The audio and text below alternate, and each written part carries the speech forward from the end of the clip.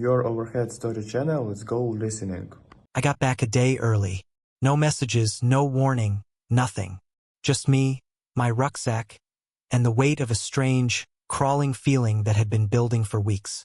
I'd been out on assignment in Wyoming 2.5 weeks monitoring freight patterns and regional transit traffic, the kind of work no one glamorizes but keeps the wheels of everything turning.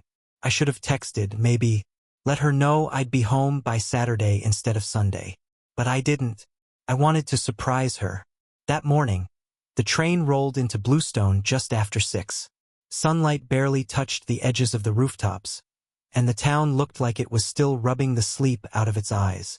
That's the thing about coastal towns like ours. Life moves slow. Too slow sometimes. It gives you time to think about things you probably don't want to. I walked home from the station. No cabs running yet. Not that I minded the walk. It gave me time to breathe, to rehearse in my head how Savannah might react. Would she be shocked? Happy? Annoyed that I showed up before she could clean or do whatever it was she did while I was gone? The house looked the same from the outside. A little salt-worn, the white paint always flaking on the porch railing. Her flower pots were still lined up the way she liked them, one slightly crooked at the end. Everything looked normal, but I'd learned quick that nothing was.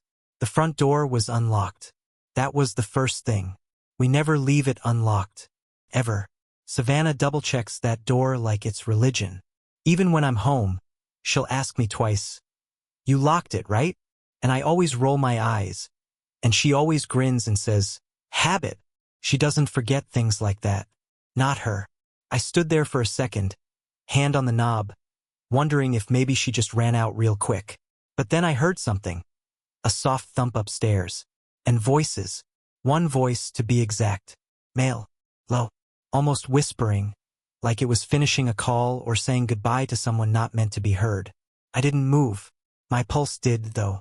I could hear it, like waves pounding in my ears. I stepped inside. My boots hit the hardwood in slow, deliberate thuds. I looked down. 2 coffee mugs on the table, still warm. One had a smear of coral lipstick along the rim. Savannah doesn't wear coral. She hates it, says it makes her look washed out. She sticks to darker shades, deep berry or nude. But that wasn't hers. I knew it before I even reached for it. Next to the shoe rack, men's sneakers. Not mine. Bigger than mine. Mud on the soles. Size 11, maybe. I'd never seen them before in my life. Something inside me tightened. I was halfway up the stairs when I heard her footsteps. Then her voice. "Ryan." She sounded surprised, too surprised, like I'd caught her mid-thought. I came back down a step. She appeared at the top, hair in place, but not in her usual weekend bun. Makeup done. Her eyes caught mine. There was that flicker, shock. Guilt? No. She hit it fast, replaced it with a warm smile that didn't quite reach her eyes. "You're back," she said, descending like it was any other morning. "Why didn't you tell me?" I shrugged. "Thought I'd surprise you." She hesitated. A half-second delay. "Well, you definitely did. What was that upstairs?" She blinked. "Upstairs. I heard someone talking." "Oh yeah, someone from IT came by. I've been having issues with the laptop. He just left." "He makes house calls now?" "Sort of. He lives nearby. Said it was on his way." She brushed past me, toward the kitchen. "Want coffee? I just made some." I followed. Watched her pick up one of the mugs, the one without the lipstick. She handed it to me, smiling like nothing was off. "You already had coffee with IT?" Figured I'd need it after fighting with that thing for 2 hours. I looked at the table again. 2 mugs. 2 chairs pushed out. 1 coral imprint. She noticed me noticing. "I think that's an old cup," she said too quickly. "I used that one earlier this week." I didn't correct her. I didn't say that I'd seen her rinse that exact mug the morning I left. That she'd said, "I'm saving this one for you. It's the biggest."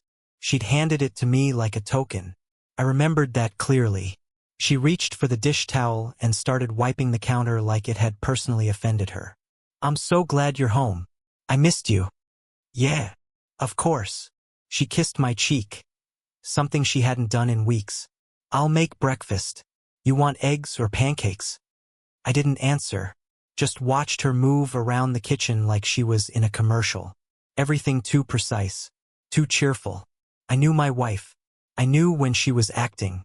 She burned the pancakes, apologized like it was the most tragic thing to ever happen, made eggs instead and overcompensated by covering them with shredded cheese and little parsley flakes, then sat across from me and asked me question after question, nodding, smiling, laughing at things that weren't even funny.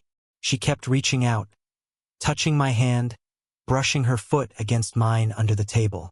All things I used to crave. And now, it just made my stomach twist. Later that afternoon, she suggested a walk through the marina just like old times, said she missed our routines. And she said it in this breezy, offhand way, like nothing strange had happened that morning. Like there weren't foreign shoes still sitting by the door and a lipstick stain that didn't belong to her. Like I didn't hear a voice I didn't recognize coming from our bedroom. We walked anyway. I let her take my arm. We passed by the docks where we used to sit in high school. She leaned her head against my shoulder and said, "Isn't it nice being back?" And I didn't answer. That night, she curled into me in bed. She hadn't done that in months. I lay there, eyes open, staring at the ceiling while her breath slowed into sleep. My arm under her felt numb. Every part of me did, honestly, because something was wrong. I'd seen the signs before. They just didn't make sense until now. The calls she started taking outside. The sudden decision to declutter and remove all our family photos from her social media. The coldness that crept into her voice when she told Maylee, "Daddy has to work a lot. That's just how it is." The missed anniversary. The way her eyes flicked toward the clock when we talked, like she was timing how long she had to be present. I convinced myself it was stress.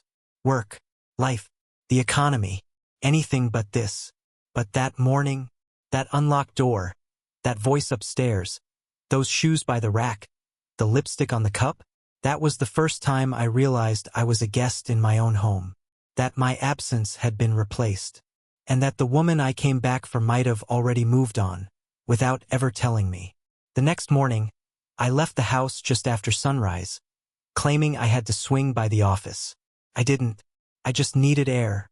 Needed space away from the lie I'd spent the night wrapped in.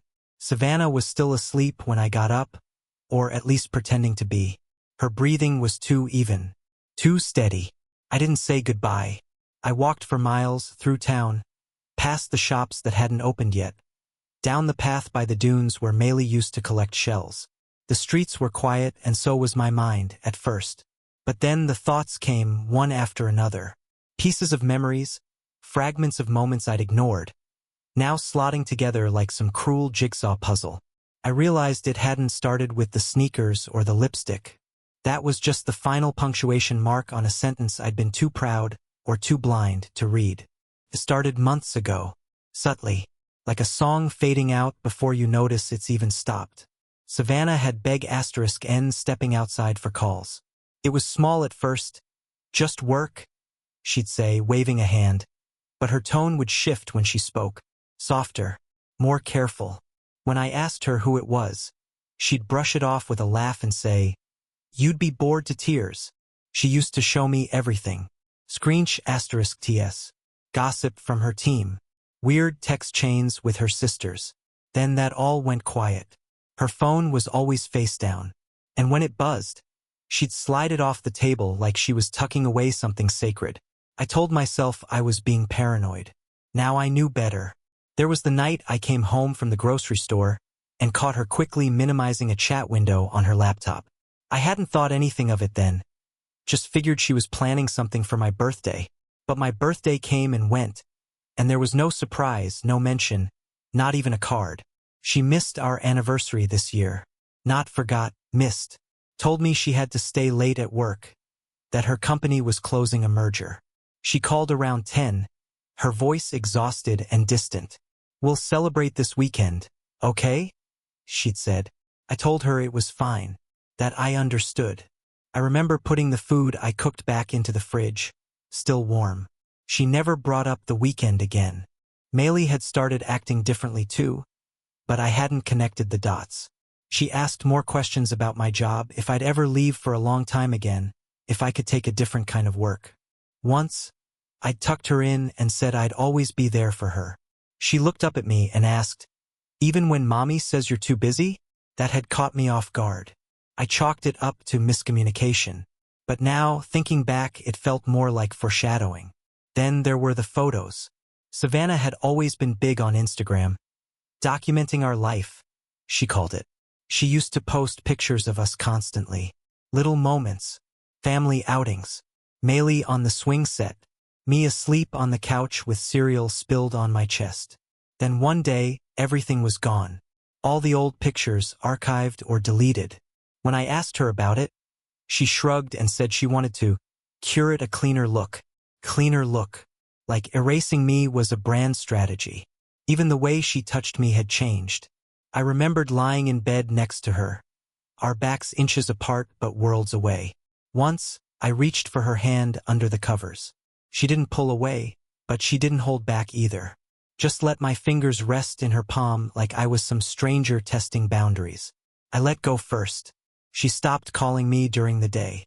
I used to get voicemails, funny, rambling things about Maylee's lunchbox mishaps or weird office gossip. Now silence. When I tried calling her, it always rang twice before going to voicemail. She'd text back later, "Sorry, in a meeting." Sometimes hours later. Sometimes not at all. And still, I convinced myself she was just tired, stressed, burnt out. Like I hadn't noticed the fire going out in her eyes every time I walked in the room. She started drinking red wine again. Savannah only drank red when she was tense. We had a bottle of Merlot on the counter that vanished in a night. When I asked about it, she said she poured a glass and spilled the rest. The trash can said otherwise. That morning, walking through town, all of it came back in a rush. I felt like I'd been watching a movie in reverse. Every little sign rewinding into sharp clarity. She hadn't just betrayed me in one night. She'd been leaving me, piece by piece, for months. She made me believe it was about stress. About her. About me being gone too often. About life getting complicated.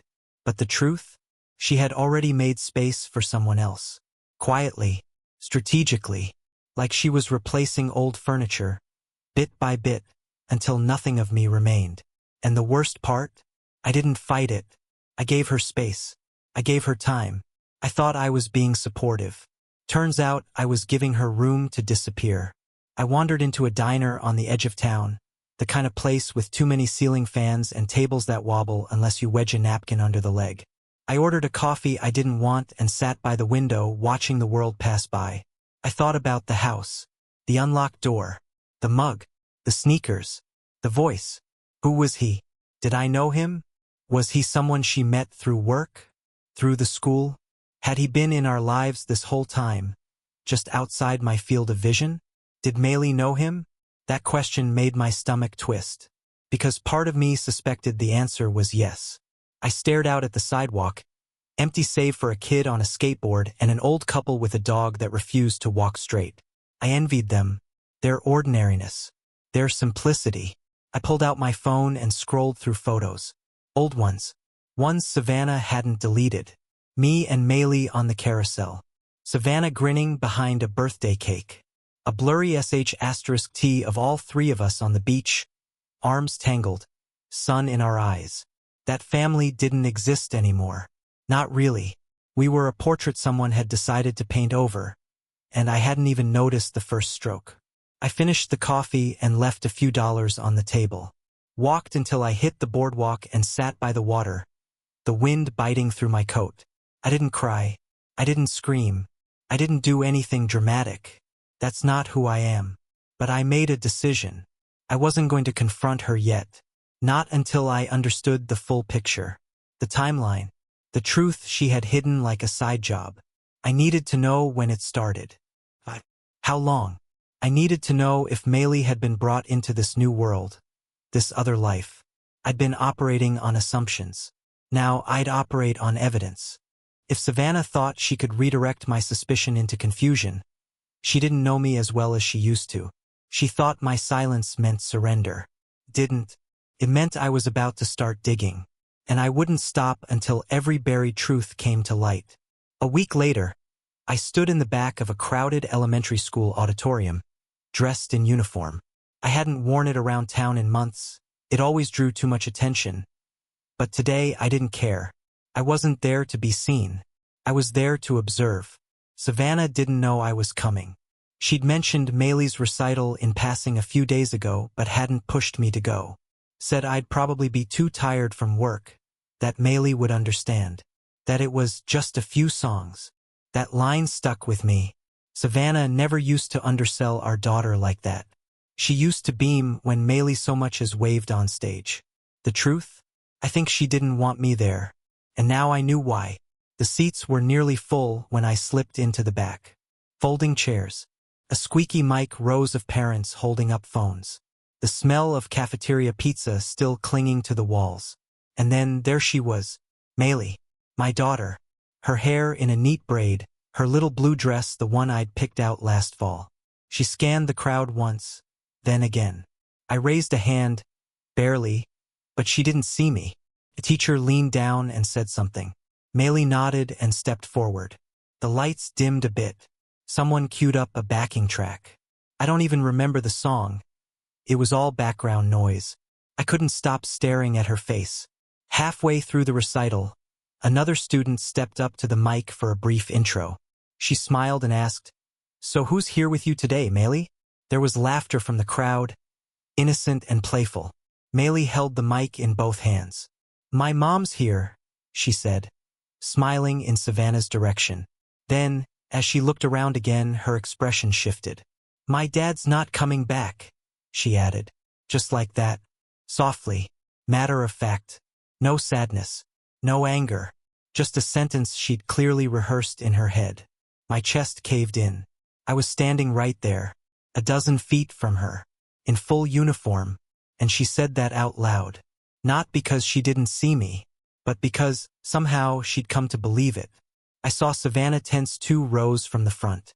She turned toward the stage, then slowly, her head twisted, toward me.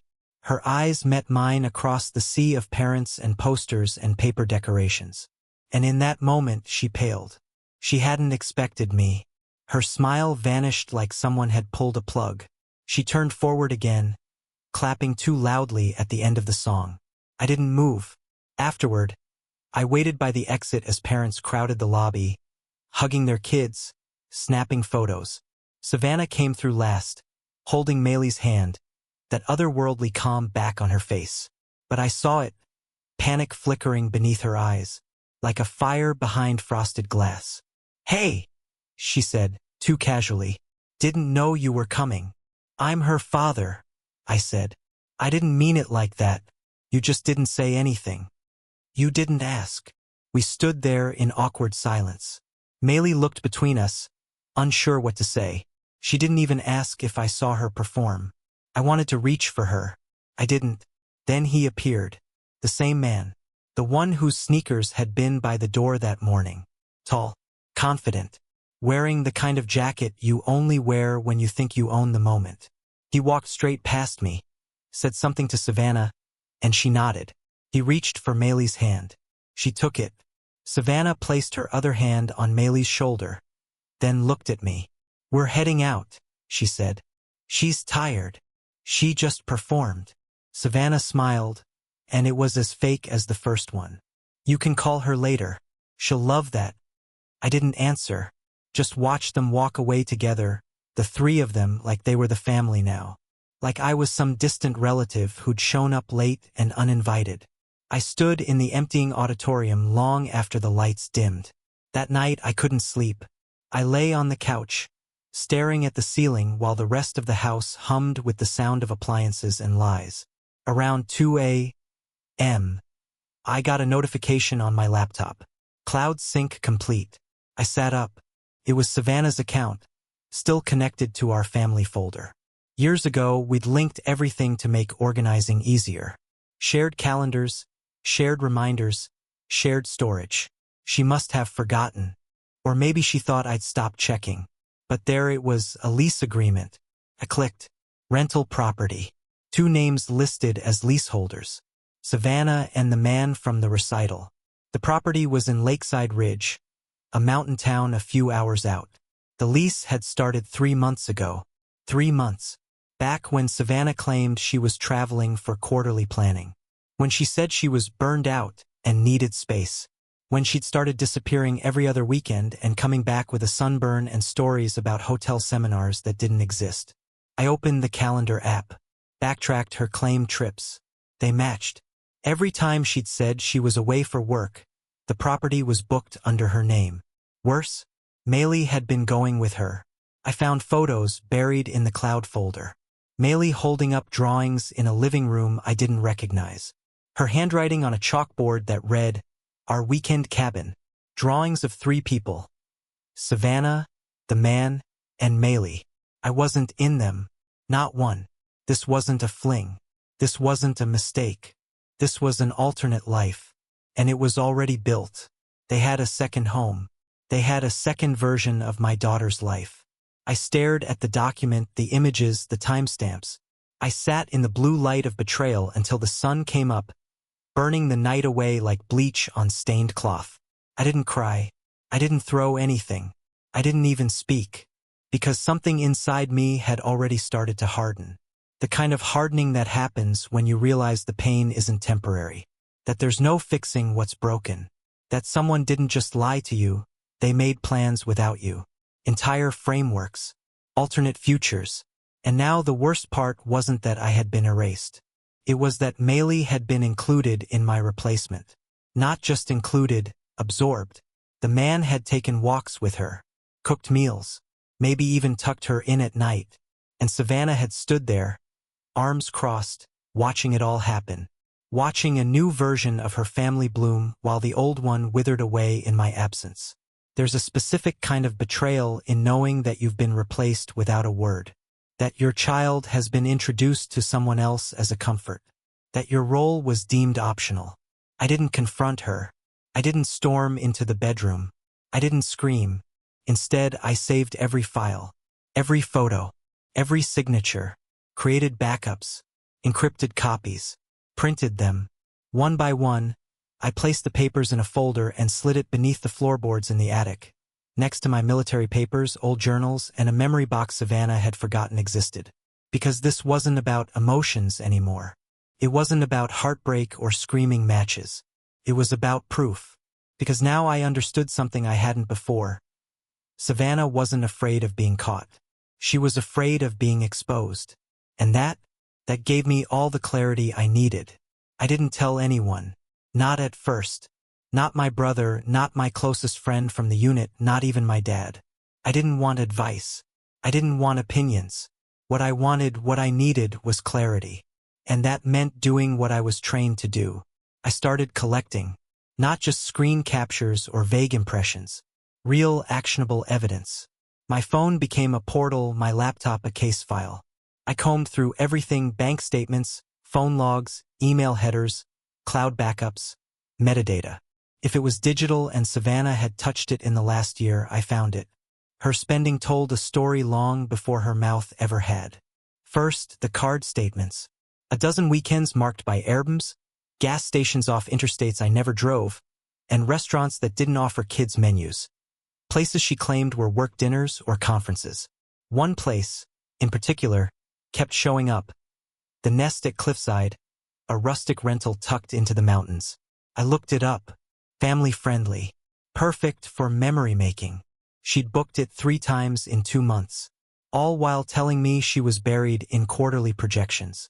Then the GPS history from our shared car app. She didn't realize that I could still access it. It was tied to my name. I clicked through old routes, expecting the occasional school run or grocery trip.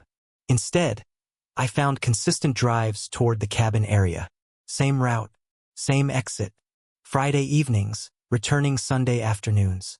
Like a ritual, Savannah was organized, meticulous. Her lies had structure. I dug further. Her photo cloud was still linked, though she'd stopped uploading anything to our family album. But I found caches tucked away in private folders. **TS of real estate listings. Notes titled Possible New Routine, if needed. One of them included a schedule, school pickup times, local parks, grocery stores in Lakeside Ridge. There were reminders to talk to Maylee about quiet time, and don't mention Ryan unless asked. I opened a folder marked with an emoji, just a tiny house. Inside were dozens of photos. The man, the house, Maylee's drawings on the fridge, Savannah smiling in a sweater I'd never seen. They were posed like a family, like I had never existed. I stared at one for a long time. It was the three of them at a farmer's market. Maylee had cotton candy in one hand and the man's hand in the other. Savannah was taking the selfie, her head leaning against his shoulder. They looked relaxed, at ease. It looked like the kind of day we used to chase when we were young, before work swallowed us, before my deployments stretched into years, before quiet resentment built like sediment between us. But now, that version of us was fossilized. She'd resurrected it with someone else. I found a receipt for a frame shop, dated 2 weeks prior. The item description: custom photo print plus frame, 11 by 14. I wondered which one they'd chosen. A few days later, I drove out to Lakeside Ridge. I didn't tell anyone where I was going. Just packed a small bag, threw it in the back of the truck, and left early before Savannah was up. I told her I had a last-minute conference meeting. I parked a few blocks away from the address on the lease and walked the rest of the way. The cabin sat at the edge of a wooded trail, just past a narrow gravel path that looked like it rarely saw more than 2 or 3 cars a week. Cozy, secluded. It had a blue door, bright blue, the kind you choose on purpose, not by accident. There was a swing on the porch, potted plant by the window, and just inside, through the living room curtain, I saw it, Maylee's art, hung up proudly, taped along the wall like a gallery. I recognized the style. She always used too much purple, and her sons had 6 rays, not 8. A small wooden shelf beneath it held a pair of rain boots. Not Savannah's, not Maylee's. They were toddler-sized. I didn't know they had a toddler. I stood there for a long time, just breathing. I didn't go in, didn't knock, didn't take anything. I just took pictures. Dozens of them. The license plate on the car parked out front. The decor. The porch swing. The framed chalkboard sign inside that read, "Welcome home." It wasn't just an affair. It wasn't even a separate life anymore. It was a replacement life. And Maylee had been brought into it like it was normal. Like it was okay. I drove back that night with a pit in my stomach and a folder full of photos. I didn't listen to music. Just the road. I pulled into my driveway around 11:20 p.m. The lights were still on. Savannah was on the couch watching some documentary she'd pretend to care about. She looked up as I entered. "Everything okay?" she asked, casual. "Long day," I replied. "Just gonna shower and crash." She nodded. Didn't press. She never did when she had something to hide. Later, I sat in the dark in my office, the glow of the laptop screen casting sharp lines across the walls. I arranged the images into folders, created encrypted copies on flash drives. One I'd keep on me. One would go in the safety deposit box. One to my attorney. I wasn't sure yet what I was going to do, but I knew what I wouldn't do. Asking gives power. It gives deniability. It gives a way out. I wasn't interested in giving anything anymore. This wasn't revenge. It wasn't pettiness. It was protection. For Maylee. For the life she still had a right to. I started writing notes, connecting dots, laying out timelines, like a mission briefing. Kept me focused. Kept the pain behind a wall. Because if I let it in, if I let myself really feel what it meant to be this thoroughly replaced, I'd break. Instead, I made plans. One night, while Savannah was asleep, I connected her phone to my computer, pulled the contacts, the messages, the location data. She used a privacy app. For work, she'd said, but forgot that her backups weren't encrypted. I found a folder marked Docs, Client G. Inside were contracts and agreements, but one stuck out, a PDF labeled PA Custody Review Guidelines. It wasn't for work. It was for her. She'd started researching custody statutes 2 months ago, looking up joint legal versus sole physical. reading about relocation laws. One note read, "Can he legally contest if not primary parent during school year?" She was preparing, laying the legal groundwork, probably with that man, probably with lawyers I hadn't even heard of yet. She wasn't just having a relationship. She was laying the foundation to make me the outsider legally. I sat back in the chair, heart pounding. My vision blurred at the edges, but I stayed still. No anger, just a cold, calculated calm. She was trying to erase me not just from her life, but from Maylee's. That was war, and I didn't lose wars. I reached out to a contact, someone from my last tour who worked in private security and legal forensics. I sent him the files, encrypted with a message, "Need documentation. Family law custody. Quiet." He replied in 15 minutes. "Understood. I'll make sure it doesn't disappear." The next week, I started dropping breadcrumbs. Anonymous emails. Not to Savannah, but to local organizations. School administrators. Mutual contacts. I shared things without names. Travel overlaps. Conflicting legal interests. Photographic evidence of cohabitation in a child's environment without disclosure. The kind of thing that gets flagged not for scandal but for scrutiny. No one knew it was me. I didn't want drama. I wanted tension, because tension makes liars flinch. And liars who flinch make mistakes. I wasn't fighting back. I was taking control. And this time I was building something too. Not a second home. Not a new relationship. Just a map of every place they thought they were safe. Exposure doesn't happen in a single moment. It happens in layers. Quiet ones. Strategic. You don't pull back the curtain. You inch it open, just enough to let the light burn their eyes. By now, I had enough evidence to go nuclear. But I didn't. I wanted something else first. Instability. The kind that unravels a lie not through confrontation but through pressure. The kind that turns collaborators into liabilities and alibis into contradictions. Savannah and her partner thought they were ahead of me. But they were only ahead because I hadn't started playing. Now I was. I began with leaks, calculated, anonymous packets of truth delivered to the right inboxes. One envelope went to a local family law attorney who ran a quiet blog about custody reform. Inside, documents showing Savannah had co-signed a lease in a second jurisdiction while presenting herself as the primary caregiver in Bluestone. Attached was a time-stamped photo of Maylee's artwork in the cabin. Framed. Personal. Proof of residential presence. Another envelope went to an investigative reporter in the Capitol. She specialized in ethics violations, particularly those involving conflict of interest in civil service. Savannah's partner, Cliff, according to the lease, had a quiet past. I'd found it through court records buried under alternate spellings. 3 years back, he was named in an ethics complaint over manipulating zoning votes in a district where his brother-in-law ran a property firm. Nothing was ever proven, but the smoke still lingered. I didn't accuse him of anything. I didn't need to. I just handed over a box of matches and walked away. The last packet went to Savannah's workplace. Marked confidential. Inside was a photo of the man, Cliff, accompanying Savannah on what she claimed in corporate emails was a solo retreat. I included the Airbnb listing. Her name. His name. Their check-in date. People don't lose jobs over moral failure. They lose them over conflict of interest. She'd blurred the line. I let the whisper networks do the rest. Within 10 days, the first cracks began to show. Savannah came home tense. Her smiles thinner. Her appetite disappeared. I watched her pour coffee she never drank and pace the living room with her phone pressed to her ear. Every time she saw me, she masked it. But her tone didn't match her words.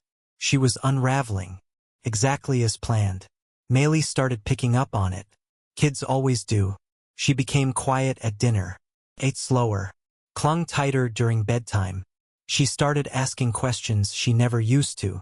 Why are you and Mommy always in different rooms? Why do you go away so much? And once, softly, eyes down, are we still a family? That question hit like a bullet. But I didn't flinch. I knelt down, looked her in the eyes and said, no matter what happens between me and Mommy, I'll always be your dad. That will never, ever change. She nodded, but her eyes didn't brighten. A few days later, Savannah's mother called me. We hadn't spoken in months. She sounded concerned. "Is everything okay with her?" she asked. "You'd know better than I would. She seems distant. She canceled dinner last week. Said Maylee had a fever, but Maylee told me she went to the lake." "She did." There was a pause. Then she said, quietly, "Something's going on. I can feel it." I didn't answer. Let her sit in it. Even family notices the fracture eventually. You don't have to point it out. You just have to wait for the reflection to become too distorted to ignore. That same week, Maylee started wetting the bed. She hadn't done that in years. Once, I found her curled up under her desk in the middle of the night, asleep on a pile of stuffed animals. When I asked why, she said the room felt too big. I knew what that meant. Children crave structure. Even lies feel safe if you hold them steady long enough. But Savannah had broken the rules of safety. She'd introduced uncertainty under the guise of adventure. New houses and secret weekends sound exciting. Until the child realizes someone is missing. I made a quiet appointment with her school counselor. Told them Maylee had shown signs of anxiety. I didn't name Savannah. I didn't bring up custody. I just flagged the truth I couldn't say out loud. My daughter was being pulled between lives. The counselor nodded and said they'd monitor it. Asked if there'd been significant changes at home. "Not officially," I said, "but unofficially, everything had changed." And now the tension was starting to seep through Savannah's perfect veneer. She grew defensive when I asked simple questions. What time Maylee had eaten, who picked her up from school. Once, she accused me of trying to trap her with trick questions. I just raised an eyebrow. "You're the one who lies," I said flatly. She didn't deny